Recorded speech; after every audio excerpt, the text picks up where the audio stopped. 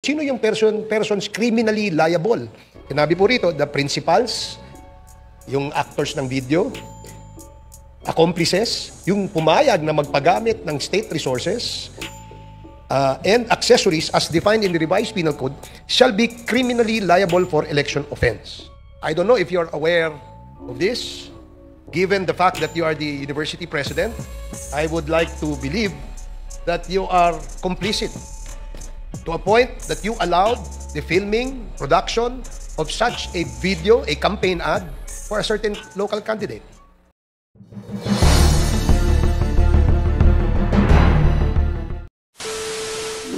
May I know lang, Madam President, when did you assume your office as president of the SNSU?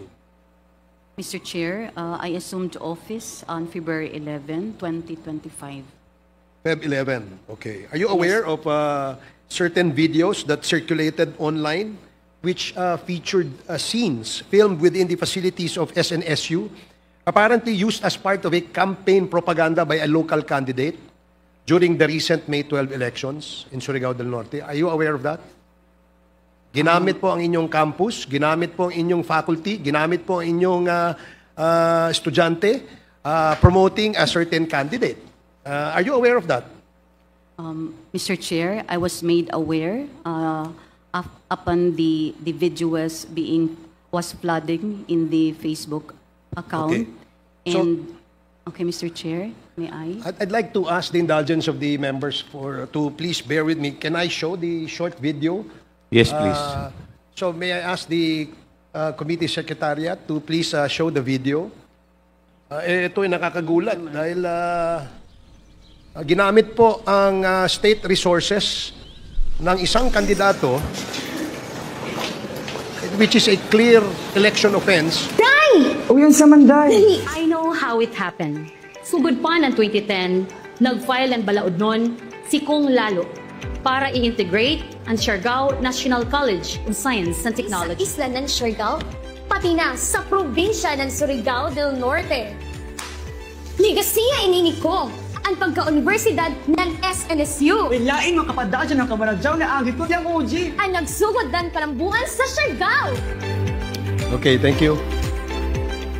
May I ask the President, ayun pa pala, yun, no? Atong iboto. Puno sa balota. So, after viewing the video, can you confirm, Madam President Plando, whether the location in the video is indeed the SNSU campus? Mr. Chair, upon someone informed me on the video that is flooding on the internet, on the promotional video, I would like to emphasize that we then acted on it with urgency. No, I'm just asking, Mr. Madam Chair, President. Mr. Chair, Congressman Acop, you're recognized. I remind Madam President that she should answer the question of the Honorable Barbers directly. Huwag po kayong umiwas. Thank you, Mr. Chair. Please answer the question of Honorable Barbers directly, Madam President. Mr. Chair, the venue was not in our campus. The venue where the Classroom. So ano yung Yes, nakalagay on na SNSU classroom doon? and the video. So, you better be In the- sure with your answer, Madam President, In because the promotional video. the evidence speaks for itself. Baka nakakalimutan mo, nakita mo yung video. So, May I remind the resource person that you are under oath, ma'am. So better answer honestly and truthfully. now, if I may continue, Your Honor. Please Mr. continue, Chair. Congressman Barbers. Now, as president of the university, it is incumbent upon you to exercise general supervision of all the facilities, the campuses within the confines of the university. Is that correct? Yes, Mr. Chair. That's Now, are you aware that it was used for a political ad or political campaign? No, Mr. Chair. So you're not aware. Now, since ikaw yung may general supervision dyan at hindi ka aware sa nangyayari within your campus, what does that tell me, Mr. Chair? Is a question of incompetence or competence proper at this time? I really don't know. I really don't know. Kasi ikaw nga yung presidente dyan and you should be, you have the general supervision of all the, you think pumunta lang doon yung kandidato, ginamit yung facility nyo without telling you or telling anyone from your university?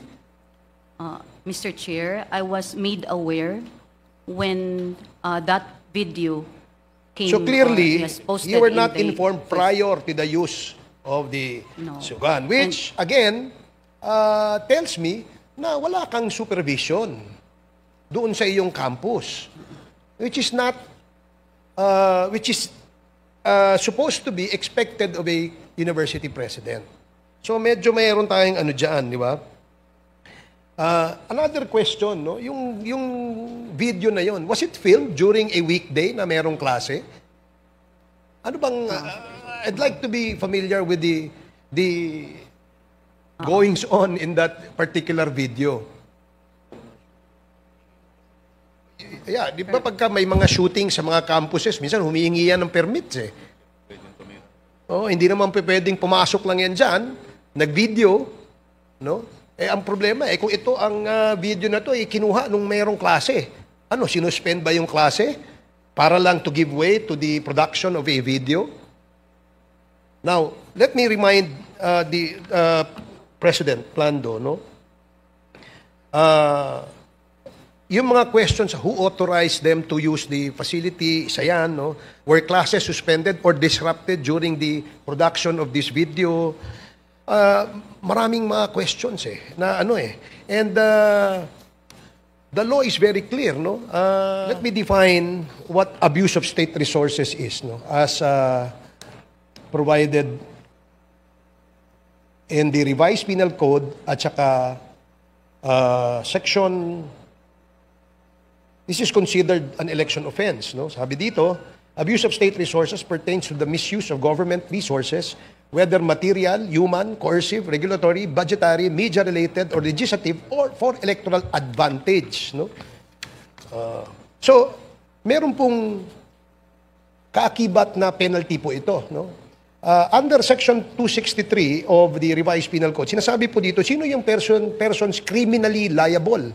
Sinabi po rito, the principals, yung actors ng video, accomplices, yung pumayag na magpagamit ng state resources, and accessories as defined in the Revised Penal Code shall be criminally liable for election offense. If the one responsible be a political party or an entity, its president or head, the officials and employees of the same performing duties connected with the offense committed, and its members who may be principals, accomplices, or accessories shall be liable. And any person found guilty as provided in Section 264 of the Revised Penal Code, any person found guilty of any election offense under this code shall be punished with imprisonment of not less than 1 year, but not more than 6 years, and shall not be subject to probation. So, I don't know if you're aware of this. Given the fact that you are the university president, I would like to believe that you are complicit to a point that you allowed the filming, production of such a video, a campaign ad for a certain local candidate.